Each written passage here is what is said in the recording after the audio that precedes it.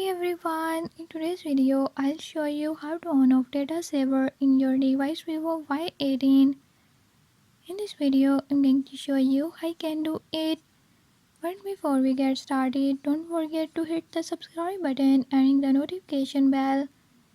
Make sure to watch complete video and learn how you can do it. Let's watch the video.